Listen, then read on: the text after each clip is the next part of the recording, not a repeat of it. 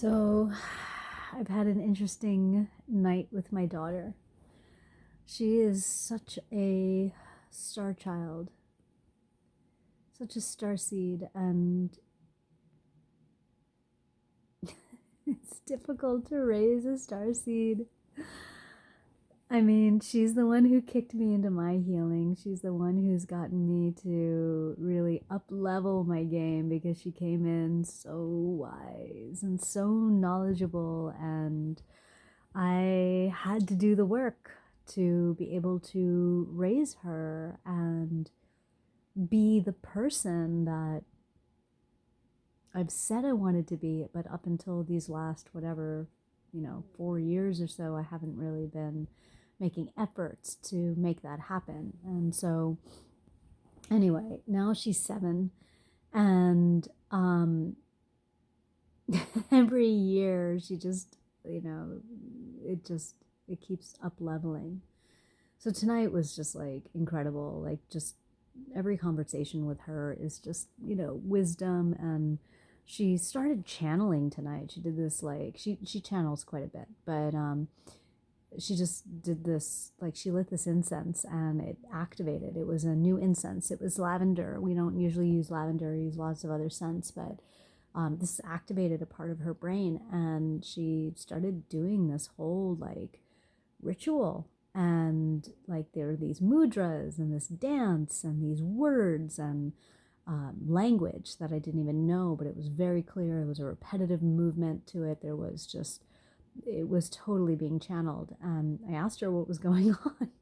And she's like, I used to do this for 3,000 years and I'm just remembering. And it was something to do with unborn babies and, like, helping them because they weren't born on Earth. And, just being with those souls. And it was just pretty profound. And so we sit down to meditate. So, she's been watching me meditate for years now. I've been flirting with meditation for, like, I don't know, 25 years. And I've been officially, like, no flirting anymore for the last 4. And it's been with her for a lot of her life, and she, will do it sometimes, but she resists it. And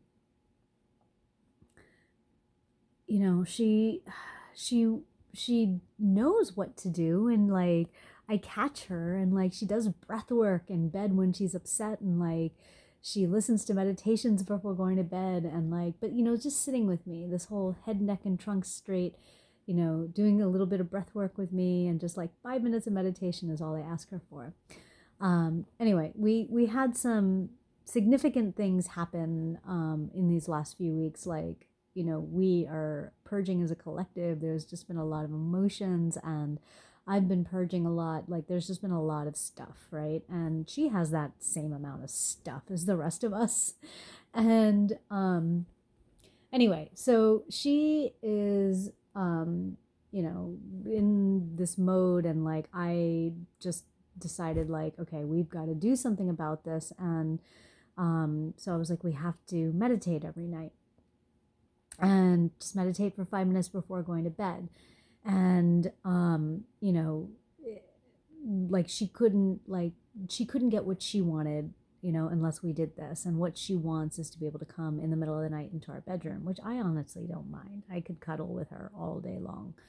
But my husband has a harder time sleeping when she's in our bed. And I don't know how kids do this, but they're like these, like, octopus. They can, like, extend all limbs in all directions and, like, take up more space even when they're tiny. So he has a hard time with that. And it doesn't really bother me, but what ends up happening is that, like, I give her room, and, like, he gets pushed, I like, create a barrier so that he can, sleep, and she, is, like, spread out, and I'm the one who ends up losing sleep. So, I was like, just meditate with me 5 minutes every night. And she agrees to it because, it's be these epic battles, and, just where she pushed really hard. She knows how to push. She's really determined. She's very determined. She's very defiant.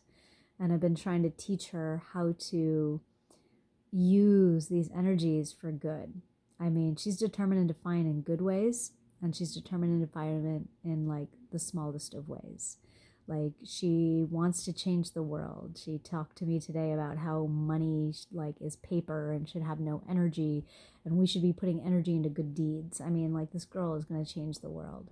But the problem is she can be just as determined and defiant for things that like really don't require that. Like, I was giving her a day off one day. I told her, like, let's have a day off. Let's play today. Let's just have fun. And I said, you can watch one show. And, we watch these good shows and stuff. But, like, I was like, you just watch one because I don't believe in too much TV. It's just not good for you. But I was just giving her a break.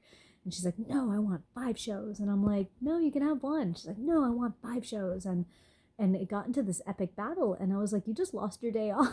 Like, I don't like, this is about using your power for good. And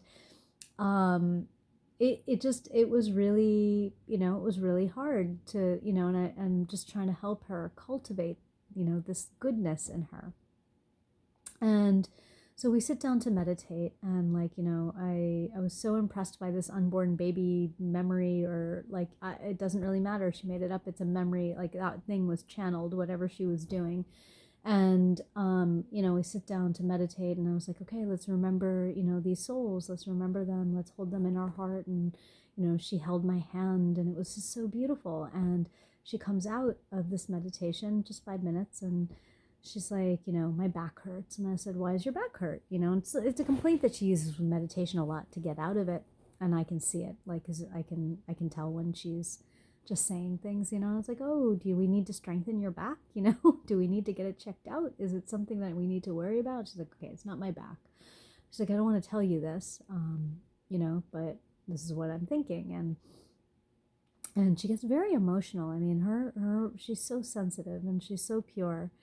And, she's like, I don't want to use these words. She's so eloquent for a 7-year-old. I don't know how she does this. I don't want to use these words, but this is how I feel. But I feel like a slave because you don't give me free will choice when it comes to meditation. And her name is Anaya, which in Sanskrit means completely free. And she's like, you name me Anaya, but you're not giving me free will. I'm not completely free. I'm bound by this. You're holding this over my head that I can't come to your room in the middle of the night unless I do this meditation, and therefore I'm not free. And so I'm listening to this. I'm like simultaneously impressed with her language, impressed with her delivery, impressed that she's speaking from her heart. Like, she's really speaking from her heart. But at the same time, like, knowing that meditation is good for her, knowing that this is something that we build the foundation on. I know that, like, just witnessing me doing it is going to be one aspect of building that. But really doing it and like getting the practice is another. And this is what I want to lay the foundation for. And man, did I feel like torn in all ways. Like, I was staying solid, like in that sense of, we're not going to cut this out. And, I was telling her, I hear her, I listen, I'm listening, that I feel her, that we're not always going to agree, that I still love her even though we don't always agree. That, I understand that she's having this emotion towards it and that it's difficult for her and it's hard for her. And, I was raised in a childhood home where there was so much violence, and love was a 4-letter word. And it was not something that, I would wish upon anybody. And she's like, well, you don't understand how I feel, and you don't know what it's like to be me, and how hard this is. And I was like, no, we're not ever going to fully understand this. And she understands my childhood. And, I was like, you're never going to fully understand what it was like for me either, because you don't have these circumstances and situations. And, she understood that. She was really trying to weasel her way out of this somehow. And luckily, I talked to my husband about this because, sometimes you just need perspective. And he reminded me of something that was so important because it can be so easy to get trapped in mom guilt. I mean, it's so hard to raise a child during a pandemic, right? Like here in LA, schools have not reopened. I decided to pull her from school completely when we shut down whatever it was now over, well, coming up to a year in March because, schools really don't give you the education that you need. And like, when you come firsthand with it, when you start to really truly see it and you're taking it over, I was like, this is bullshit. So I decided to add more to my plate and like fully homeschool her, which is a lot. And there was all the emotions that come around that because she was not with her friends. It was hard enough to be in a pandemic not with her friends, but now she wasn't even seeing them online in class. So we've been through like, the gamut of emotions, and I go through so much mom guilt for this all. And but he reminded me, like of a lecture he had heard, whatever, several years ago. It was talking about, what the ego does when it comes to meditation. Like we meditate to really back the ego into a corner. And it's going to do everything it can to try to get out of that corner because we're trying to supersede that ego. We're trying to rise above it. We are not our ego. Our ego is our protection mechanism, and it's protecting against things that are hard, that we don't want to do, that, and I don't know what she carries within her. I mean, she carries ancestral trauma. She carries a lot of it.